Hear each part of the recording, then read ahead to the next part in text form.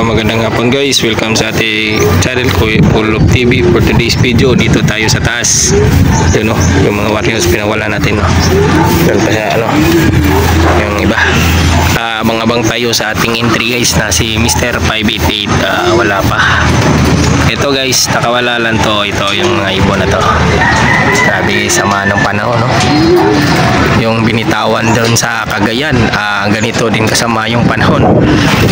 Binitawan doon ng alas 10, tapos ang oras ngayon 11:30, alauna medya na, wala pa yung mga warriors at wala pang nag-clock.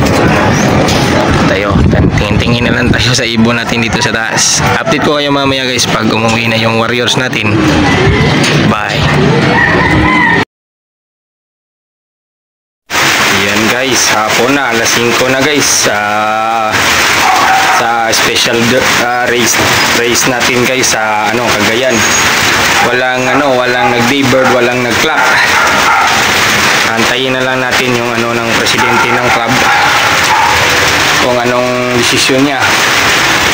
Kasi walang umuwi na ibon kasi doon sa pinagbitawan guys, kita nyo dito sa atin, sa area natin, ang lakas ng ulan, smash race. Tapos yung sa binitawan sa Cagayan, lakas daw ng hangin, tapos may bagyo daw doon. Ito naman sa atin, kita nyo naman, pag uminuwian tayo ng ibon, smash race din, smash race, sabay pa.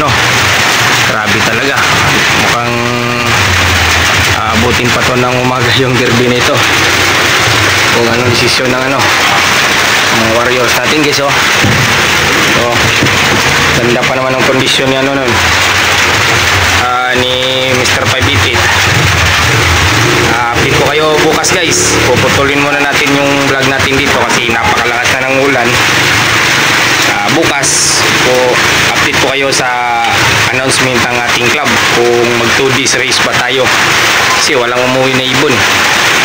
Nandito na muna tayo guys. Maraming salamat sa panonood. Bye.